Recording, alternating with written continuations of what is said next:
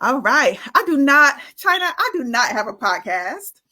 But if I did have a podcast, what we would be talking about today, we would be talking to Miss China Nicole about leaving a healing legacy.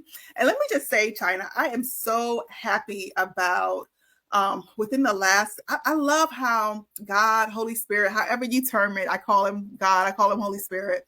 But I love how he set up every single one of my conversations, and all the conversations have flown into one another. It's just like a natural progression. And I actually recorded a conversation yesterday that you guys will hear, Instagram will hear on next, maybe in 3 weeks. But everything is it's just an amazing, amazing flow. Last week, I aired an interview with someone that I work with about legacy as well, about establishing culture in your family. And so I just thought that you talking about leaving a legacy as well, a healing legacy, is just so apropos, because sometimes when we establish that culture, we look at it and we're like, oh, I don't necessarily like what's happening, but we don't know what else to do. So I think that you're going to give us some amazing tips and share some strategies and some insights that can help those that listen to last week's conversation that want to kind of go in a different direction than what they're going in now. So thank you so much for accepting the invitation to come talk to us. You're welcome. Yeah, I think I asked you guys about a year ago. Yes, you did. and then I think you said that you took a hiatus. Yeah.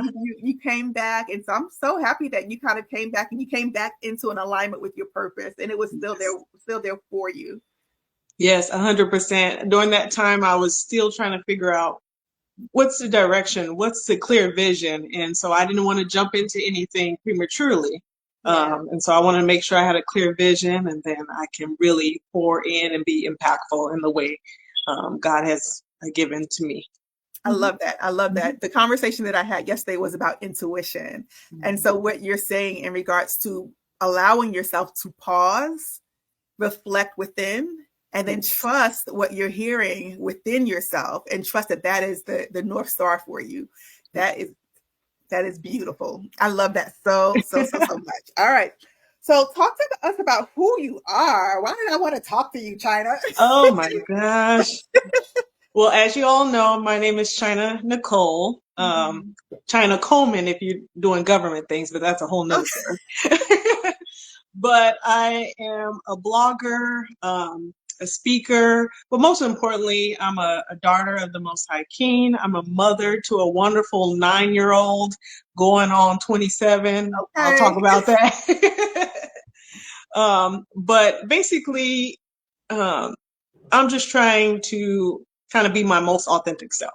Yeah. So whatever that looks like in my healing, but also in my purpose and who I'm called to impact, which is single mothers, which is the journey that I am on. And so I wanted to create an avenue, a place, a go-to place of resources that can help another single mom going through their process. I never wanted to be seen as an expert or anything, because I am going through the trenches with you. But I am that helping hand, or that sister that you can lean on, that has been where you are, to help you move through your journey as well. And so that's why I started, as I said, a blogger, Made New Mama. It's just a resource for the woman that you are today can finally meet the woman that God created you to be long ago. And so, wow, that's amazing. And how long have you been blogging about? I've been blogging for about 5 years now. Wow. Yeah, it took me a little while to start posting, because as I was going through my journey, I was about 5 years into my single mother journey, and I just knew that I was like, I need to start doing something. I need to start healing. I need to start peeling some of these layers. And the first thing that came to mind, because usually God speaks to me and like he'll drop like ideas in me that are not like me at all. And so to God, he told me to write, and I was like, no, I sucked in high school in English class. I I made up all these excuses because I did struggle in those areas. But he's like, but I told you to write, so I need you to start writing about your journey. And I was like, okay, I can do that. And then he was like, now post it online. I was like, no, I ain't doing that. Ain't nobody. into that one. But I did, and it has blossomed into something beautiful. It's led me to speak for different organizations, and it just allowed me to see the impact of your own story, your own testimony, and how it can help someone else. Yeah, that's beautiful. I am also a single co-parenting mom. And there's so much stigma around single motherhood. Have you noticed that yourself at all? Yeah, there's a lot of stigma, especially in certain environments. So my talks are usually from the faith-based community perspective, and a lot of times we see a lot of stigma, a lot of isolation, a lot of judgment that comes in those arenas. But we can't let those things, that we experience deter us from where God has taken us, our healing journeys, and what you're setting up for the future generations that are coming up from you. Yeah. But How do you break in, especially in the faith-based sphere? How do you as a person begin to chip away at those barriers and those stigmas that other people have? Because sometimes it's internal to us, but then there's also the stigmas that are external. So how do you think that we can begin to break through that for ourselves and for others? I think the biggest thing you can do is you have to remain manage your perspective. So if we're so focused on what man is doing to you, you're always going to be a slave to everybody else's behavior towards you. So you have to focus on what you need to focus on, which is yourself, your relationship with God, and what he's put in front of you to steward. Now, if you put kind of everybody else ahead of that, you're going to deal with a lot of the things that come from that stigma, which is the shame behind, however you became a single mom, the guilt, the feeling of unworthiness, those type of things that you will invite into if you don't focus on what is in your control. Because you can't really control what other people are doing, but you can control how you're responding to it and processing it within yourself. That's good. That's good. And I noticed that you dropped a blog recently, and that blog was holding thoughts captive, and that's of course is scripture based. Right. Tell us about that, because I think that kind of comes along with managing stigma internally. Yeah. So how do we hold thoughts captive? We're gonna go read your blog, but do you mind sharing a little bit, maybe one or two things about how to hold a thought captive? How do you know if you need to hold a thought captive? So usually I think of thoughts as kind of seeds. So usually if a thought comes in, it can either, if you plant it within yourself, it can either produce something, fruitful, great, or it can produce something negative and detrimental. Yeah. And so a lot of times, and I'll tell in my own journey that I haven't always been great at this, but I've come through to a journey where the biggest thing is you got to catch them early. Yeah. So you have to, as soon as a thought comes into your head, you have to decipher whether that's something good. Is it from God? Is it from you? Is it from the enemy? Or is it from someone trying to hurt you? That you have to catch it early, because if not, then it will get rooted and it will get planted, and you will produce things that are you never intended to produce in your life. And so I just think of it as a seed. And so if we don't uproot that seed really early, then it can do some serious damage. And so awareness, taking time to reflect on your thoughts, bringing up to the forefront so you can clean up your mind, your thought life, and things like that. Mm-hmm. I think I answered that correctly. Yeah, absolutely, you did. Yeah. Absolutely. And I think an important part of that is looking at the fruit that is coming forth in your life, right? Right. That awareness of what is the fruit that is present in my life. Is it what I desire it to be? Am I producing fruit that I don't want? Am I producing apples when I want oranges? Right. And if I'm not, then really checking the seeds and seeing what's there and weeding out what's necessary. Right. Yeah. That's good. Yeah. Yeah, that's amazing.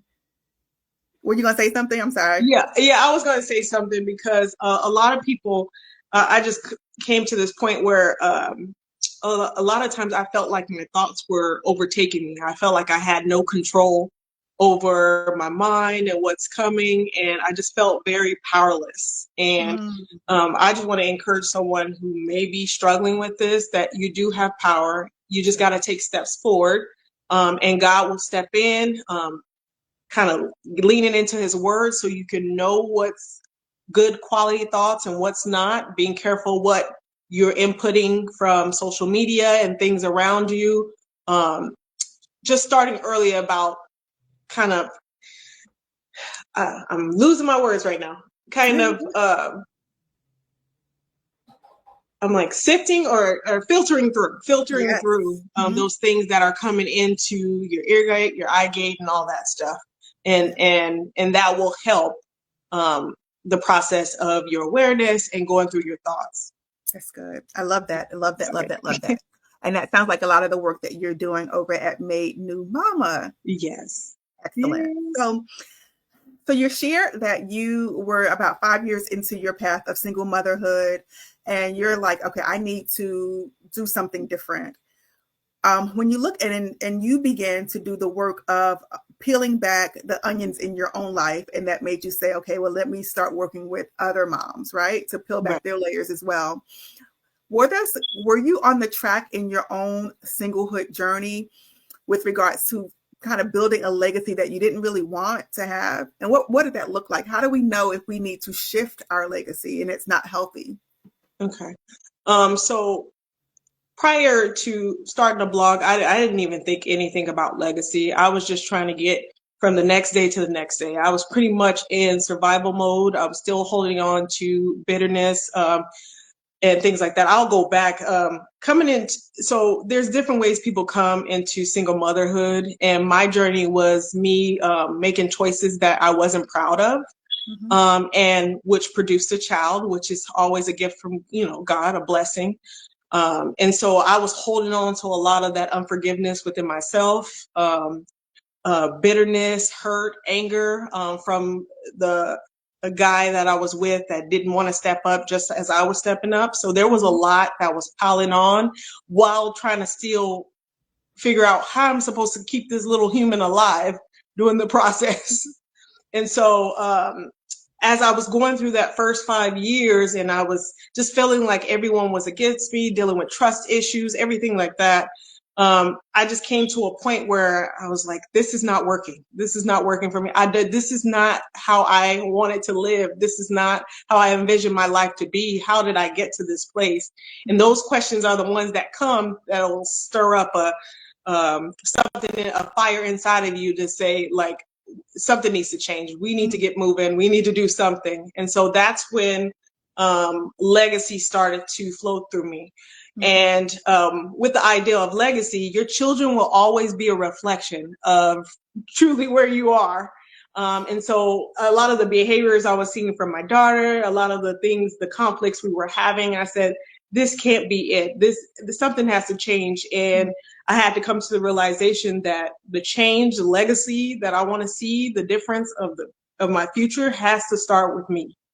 And so that's when it started, the journey of the blog and my healing journey. And it wasn't always easy, because there was still parts of me that didn't want to face certain parts. And so I would start therapy and I would just fake it and tell the therapist whatever I wanted to tell them to get by. But no, there was no change happening at all. It's so interesting that you say that, because you're right. There are sometimes, first of all, it takes so much courage to go into therapy and to start digging and unearthing those things that are connected in us that are not producing the fruit that you want to have in your life. It takes so much courage to actually start working on that, because you start to condemn yourself, judge yourself, all the things, right? And you have to get to this place of real, like, self-compassion in order to allow yourself to move forward. And sometimes we don't always do that. And it's interesting because, like, I will have an inquiry from someone and then it will take them a whole year sometimes to actually come into therapy. It is just going to therapy is a huge step for people. So it is a very courageous thing to do, to be honest with you. Yes. But I always like to also tell people is that therapy is not magical. It's not. Meaning, just because you go in there, things don't just start to change just like that. There is some work that has to be done, and I think that's what you're alluding to. Yeah, that I was hoping that I could just go in there and she can fix me, but Yes. no, I would have to go in there and start doing the fixing myself. Yes, yeah. And Yeah. a What lot was of that that, process like for you? a lot of that fixing was in to explain, like a lot of the fixing I was looking for was for someone to just rescue me from my Yeah. situation instead of looking for a way that I can move through this season. I just wanted someone to just fix, take the pain away, all that. I didn't want to do Yeah. the work. I just wanted you to take the pain away so I can be happy and full of pleasure and joyful and all that stuff. But Yeah. My therapy journey. So from the beginning, I wasn't doing what I was supposed to until I met my recent therapist, who I've been rocking with for a while. And she was just like, she let me just kind of sit in it until there was a point where I had to come right in front of her and say, I'm not doing enough. And she's Yeah. like, okay, now you're ready. Now you're ready. Now Now you're ready. you're ready. And sometimes that now I'm ready, like now I'm really ready, can take Yeah. a long time. Like I said, it takes some people a year from the time they say, okay, I want to find a therapist to actually go there. That took a year. Can you imagine like just sitting there and like bearing your soul, how long that takes? Yes. Yeah. But you And did. You so for did. me, it took almost 2 years though. It took Yeah. almost 2 years. Mhm. And the beautiful thing is now that I'm in it, I see that I was just piling up stuff instead of unloading stuff during that season, because now I'm unloading stuff. It's messy. It's a messy journey. Yeah, I'm happy 1 minute, but I'm also still grieving those parts that I'm trying to heal too. But it's now I'm in such a like a freeing place. Like even though it doesn't feel comfortable, it's still freeing at the same time. Yeah. But if I was to encourage anybody right now who's not kind of putting forth the effort in your therapy, you need to go in there, sit down, and just lay it all out there, because Yeah. It's so much freeing. It is so much freeing on the other side, isn't it? yes, it's so much freeing. And don't waste your time. Just dive right in.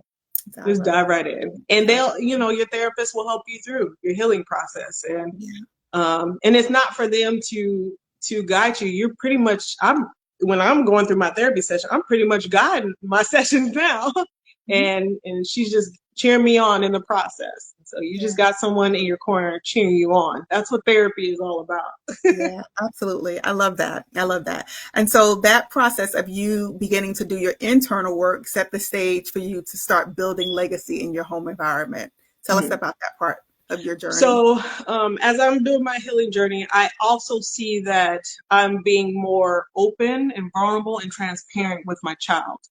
And so when I have those moments where I'm crying because I just had a hard session, or I'm, processing through some stuff, I'm allowing my daughter to see it, because I want her to know that it's okay to have those cry moments. It's okay to work through those not so good feelings, those uncomfortable feelings. And so it's given me the confidence and the courage, which I feel like in past generations, they didn't feel confident enough or have the courage to show up in front of their kids in that way. So we had to really just start from scratch all the time, like the generation to generation, instead of passing on like, this is a struggle for us, so I want to give you these tools so you don't have to start from square one. My legacy is setting a foundation of healing, of emotional healing, mental healing, spiritual healing, for my daughter, so she's not starting from square one. Yeah, I love that. And I love that. Yeah. Yeah, I love that, because what I hear you saying is that I think we all have a tendency to want to hide our children from pain.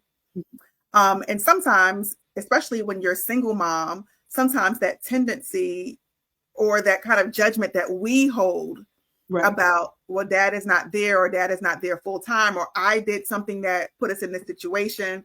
Sometimes that judgment we want to mask and hide from our kids, but that's not always helpful, is what I think you're saying. Yeah, it's not always helpful, because early on I didn't want her to like want for nothing. I wanted her to see that mommy can do all of this, and you're not missing anything, you're not lacking anything. And that's not my place to say whether she's lacking or missing. I just have to show up in my role as a mother to her. And so a lot of times we take on, especially as single mothers, we try to be everything to our children. Mm-hmm. And in that process, it's not only detrimental to our children, but it's detrimental to ourselves, because we put so much pressure on ourselves, putting so much weight on ourselves that we don't need to carry.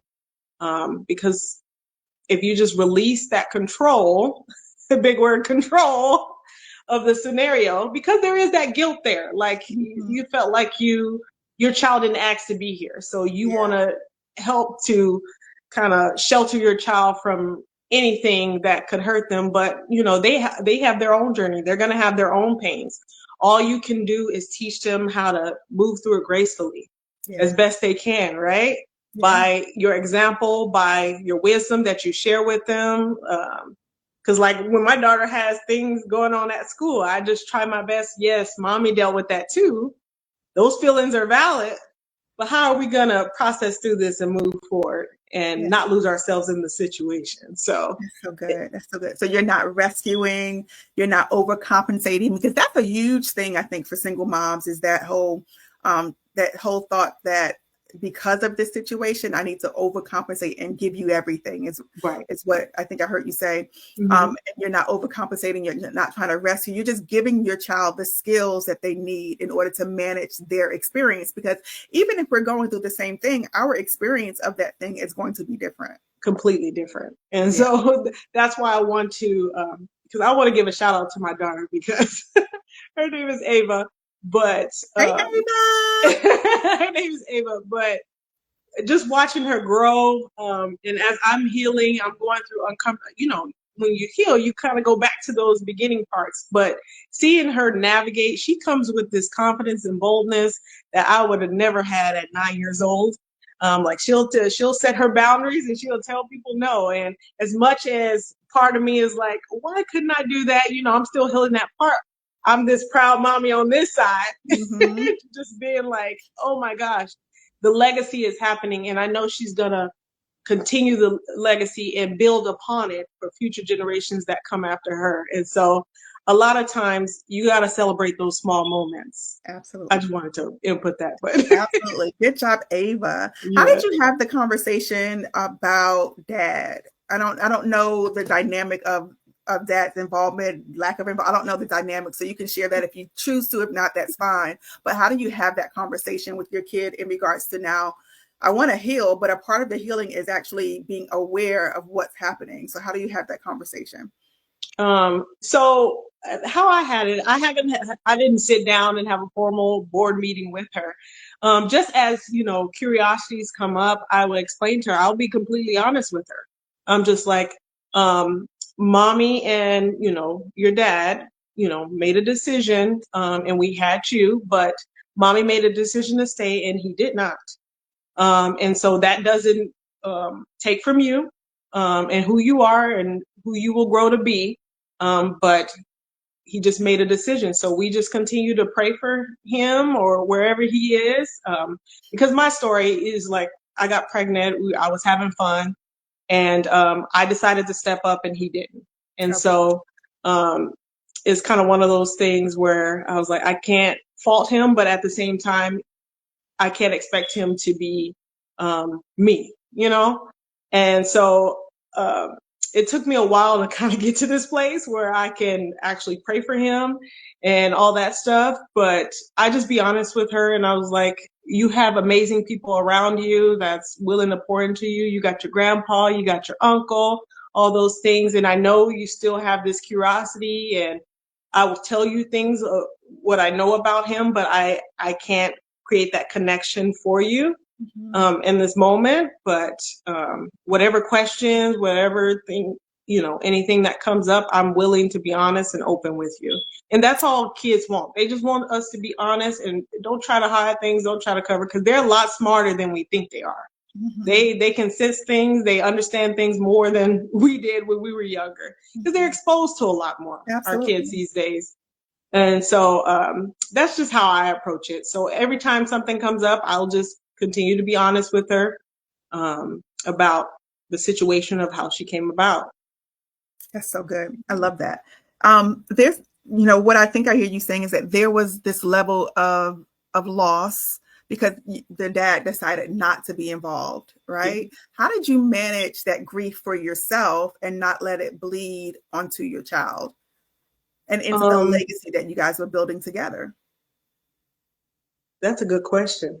I think the major part is I had support around me that continued to keep me focused on that you have this girl, you have her to steward, do focus on doing what's best for her, but also still working through my own process of grieving. And I'm not gonna lie, I still have moments where if he just showed up, we shouldn't have to wiggle around and do all this if he would have just stepped up. But it's I don't have a hell to put him in or anything like that. So all I can do is focus on what I can control, and that's my response. And processing through the grief, processing through the bitterness, processing through the anger, because anger tends to show up a lot, especially when I'm overwhelmed, when I'm frustrated, when I'm raising her. And I'll be completely honest, there's moments that I'm not proud of, but I know that it's just stemming from that bitterness and that anger. And so I'm still processing through it. It's not something that's going to go overnight. There will be moments where you feel like you're good and then something happens and it'll bring up those kind of memories of just why he couldn't show up or why do I have to do this all by myself? And so I don't think I have the answer of how to necessarily kind of break through to that, because it's going to be a journey. It's going to be a process, because those things will come back up to you. You just have to, like I said before, be aware that these triggers are going to come and try to stop them as soon as possible. Some things see through. And I go back and I have to apologize to her because that has nothing to do with her. It just stemmed from anger that I was harboring. And so I make sure I go back and apologize and let her know that this is not directly towards you. This is mommy processing through some stuff and asking for her forgiveness. Yeah, being accountable. Yes. Being accountable and validating her experience. Right. I love that. How do we establish a healing legacy within our homes? The best way you can establish one is by starting your own healing journey. Yeah. And then once you start that, you start learning new things. Make sure you're passing it down. Don't heal and just harbor it. Make sure you share it, impart it onto those who are coming up after you.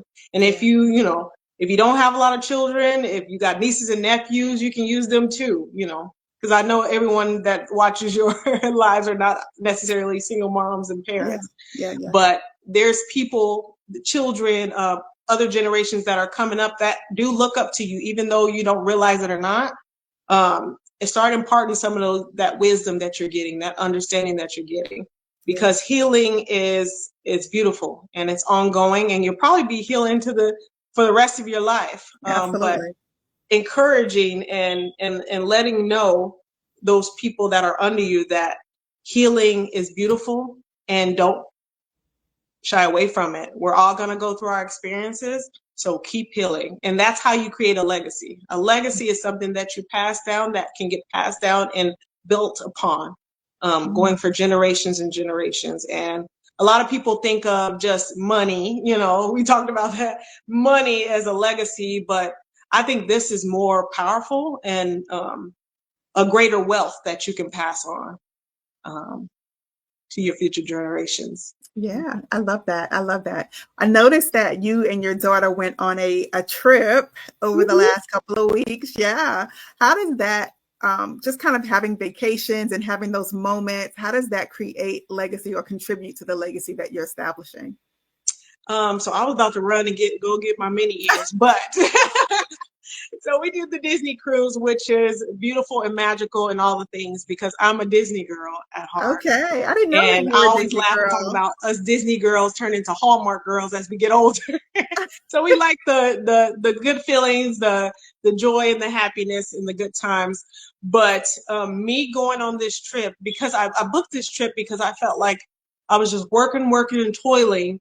And I'm just like, we just need a time to rest and just celebrate all we've accomplished thus far. So let me go ahead and book this. And I was like, I don't know how this getting paid, but it worked out. But we just had an amazing time. We got to see the world in a different place. I can say a lot of single moms don't travel. And so a lot of their kids are bogged down to their environments. But when you take them outside of their environment, you see their eyes open up to see the different things that are out in this world. It creates a new, and, widening their scope and their ability to dream beyond what they're in. And so that's why I wanted to travel with her. I mean, I want to travel because I need to go see a ocean or two. Okay. But it allowed me to provide an opportunity for her to see something more than our current circumstance. And so that brought me joy, just doing that for her and letting her be free and experience.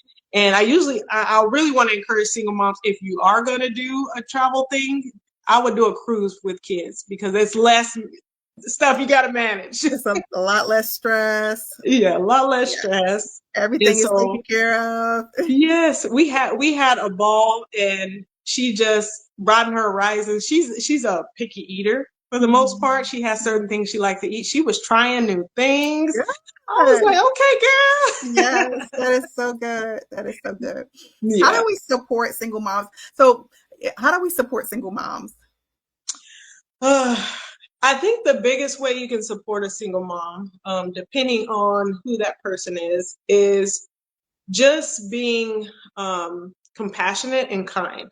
Not making assumptions about their situation, but seeing how you can be a helping hand, whether that can be financially, whether you can show up and be of support with childcare, like whatever, be of a resource or a person that can help meet a need to unload the plate of that single mom.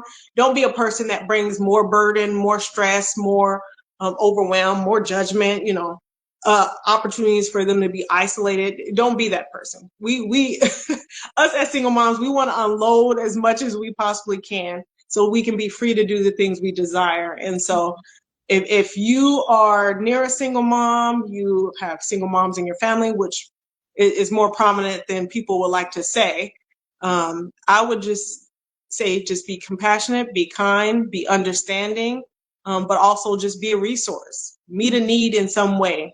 You don't have to give them money or anything. You can just give them education, give them knowledge, give them wisdom, and they will be appreciative of that. Anything to help them to ease their journey and make it cause them to thrive more than survive. Because a lot of us, we spend a lot of time in survival mode. Wow. Which is very, very stressful to the body. As you know, as a therapist, stress, shows up in different ways where our health is concerned and things like that. And sometimes we don't have a lot of time to make time to take care of ourselves. So if you can be of any assistance with that, I think that will be helpful. Good. And thinking about legacy, sometimes I think that legacy is kind of honoring the present, but also considering the future.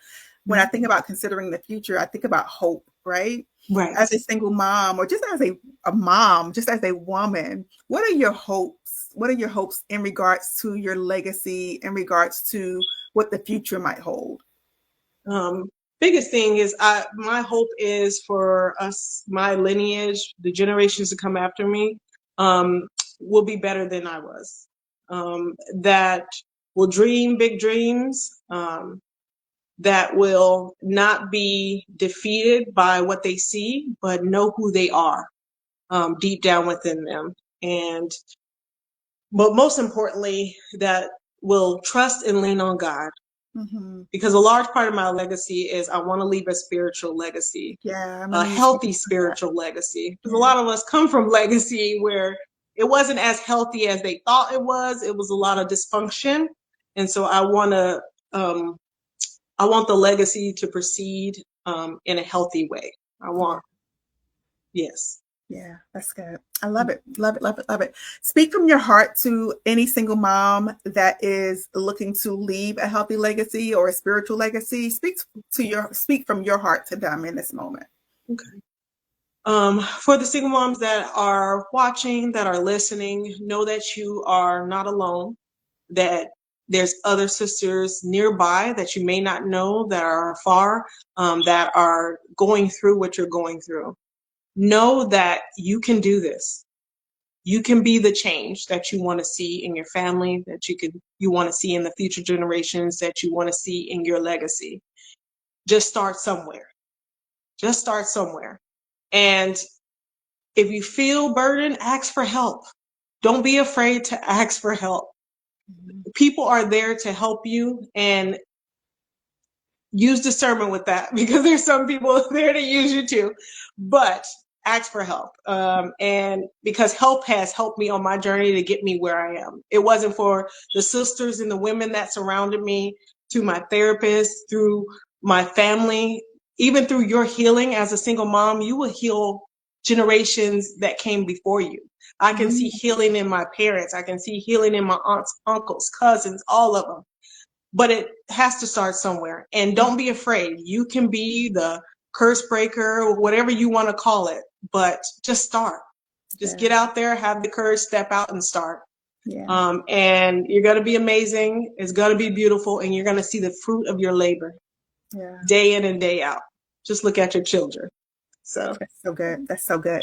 You spoke about being the curse breaker. I made a post about that sometime last month about being a curse breaker. What exactly is a curse breaker, and how do you know if you are one? I don't like in regards to legacy. Yeah. Sorry, I don't like the curse breaker, but I know like a lot of people use that. That's the term that we use. I kind of see myself as more of a habit or pattern breaker, and you know that is because you're going to get a lot of resistance. So when you're trying new things, you're healing, you're starting to set boundaries or changing the way that your family or generations before you have done things around with family, life, money, all that, you're going to notice a lot of resistance. So it's not going to be from you. It's the resistance from you, from other people. From other people. Because once you're set into making changes, usually you're going to do pretty well, just enjoying the process. But a lot of times you get a lot of resistance from other people. That's first. And then once you start to get a lot of that resistance, it's going to cause a little bit of doubt within yourself of whether this is worth it or not. And you have to, in that moment, you have to make the decision. Am I going to go back to the way things have been and struggle and feel, low and surviving, all those things? Or am I going to keep moving forward so I can see something different? Yeah. And so it took a lot.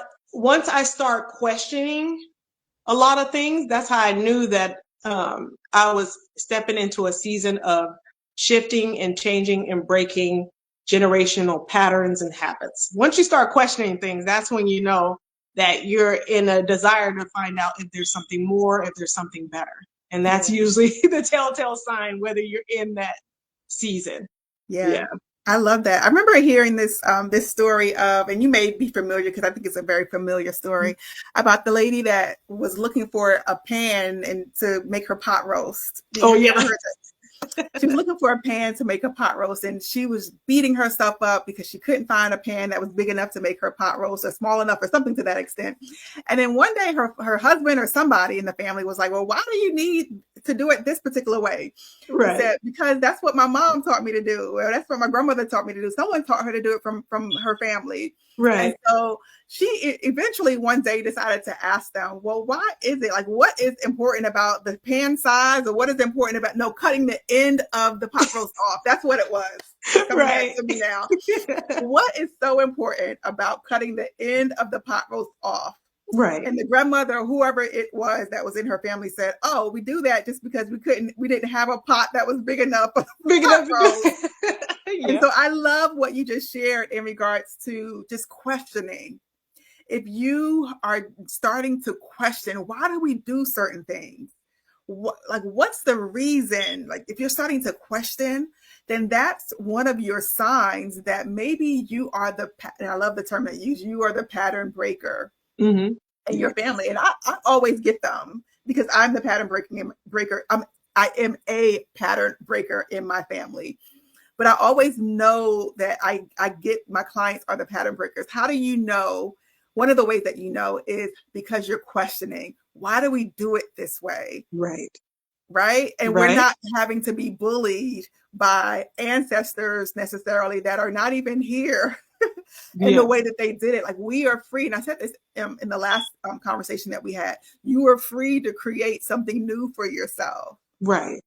Right. And it's not always about, sometimes when you start to question, it can either be for understanding. Yeah. Because we always think that, okay, because I'm questioning it, it's something that needs to change. But sometimes it's just understanding because you're not clear on your identity within your family lineage. Mm-hmm. And so a lot of the questions I was having a big thing, my grandmother, I talk about her because she is an amazing woman. She ended up having 21 kids. Wow. Yes. You have my grandmother beat. They had 12. So you have us beat. Oh my goodness. So she was having babies like early, and then she was pregnant every year. Oh my goodness. 20 you can think of. But when I started asking questions and things like that, it gave me a greater understanding of why I have these initial like instincts or thought patterns or just small things that show up in our family that I was like, okay, that gives me understanding. That gives me, okay, this is why I'm in this family. This is why I'm in this lineage. And so a lot of the things I was doing in my healing journey was not just for me to, change the pattern. It's just understanding my identity a lot more. I love that. I love that so much because, in therapy, one of the first things that I do with almost every single client is that we do like a genealogy kind of review. Okay. We do a family tree review to kind of just see what the patterns are and were in their families. And we kind of assess that. I remember one time, like, I had this client that was like an activist. Mm-hmm. And she never, like, when we started doing her genealogy and started looking at it, what she realized was that her father was an activist. Her grandfather was an activist. He was from Africa in the village. And like everyone in her family line were and she never thought about it. Mm-hmm. She never thought about why that was so, like, why activism was so important to her. And I think that you're right, that patterns are not necessarily all negative. Yes. And you're allowed to actually keep going, the ones that make sense to you, that are blessings to you, and that you want to keep, like, it's just about awareness. It yes. Really is. Yeah. That's what it's about. So I'm starting to do this one particular kind of segment on you telling us what your favorite coping skill is, so that our listeners can build a tool belt for themselves. So what would you say is your favorite coping skill? So I think my favorite coping skill is, I'm going to be funny, dance parties. Okay. So when I'm in an uncomfortable situation, anything like that, I'll throw in some music, do, whatever I like to do. Cause it gets me out of being in, that place. Yeah. So I can see it a lot more clear into your body. Yeah. Yeah. So I'm engaging my body. I'm getting moving, things like that. I also do every now and then. In Arizona, you can't do it that much because there's a lot of rocks on the ground, but the ground in the barefoot, you don't want to go out there in the heat. Oh, I can only imagine. Yeah. But I try to do it in the house as best I can. I do have another thing that I do. I don't know if it's always the best coping, but I have to throw in my hallmarks. I got to throw in my feels. Yes. And so those are my main ones. I'm a big movement person, and I love a good, feel good, happy ending movie. I love it. And that'll And that'll help you to regulate and get and drop into your body. Because look, staying in your head can be a lot. It can be a lot going on in your head. So if I can drop in my body and just be in the moment, that can bring some beautiful fruit into our life, right? And then I can bring it back and handle it a little bit better. Absolutely. So good. This was an amazing conversation, China. I appreciate you dropping all these gems for us. Tell us about what offerings you might have and where we can find you. I don't have a lot of offerings, but if you go to my website, www.madenewmama.com, I do have some free Bible studies. I have a plethora of blog posts. I don't have a podcast either, but I do make videos where I go back and tell about where I was when I wrote a specific blog post and just give you some encouragement from that place. I also have some upcoming speaking engagements. If you're in Arizona area, you can find those on the website. But also I am working on my first book. Yay! I'm almost done. So definitely get on my email list. And have you already released the name of the book? I haven't released the name of it. But it is about the healing journey. Can we get an exclusive? It is about my healing journey. About the name of it is Make Me New. And so it's just my transformation journey. And it's surprisingly the last chapter is about the legacy. So it just all went in hand in hand. And so hopefully I can get it out this year. But I'm finishing up the last final touches to the words, and then we're going to be working with a publishing company. But excellent. Well, I am so proud of you. Single motherhood. And I didn't necessarily know where our conversation was going to go today. Mm-hmm. But I do tell you that single motherhood can be so challenging. And like I said, I am a single mom, so I am in the trenches too. And I have a co-parent, right?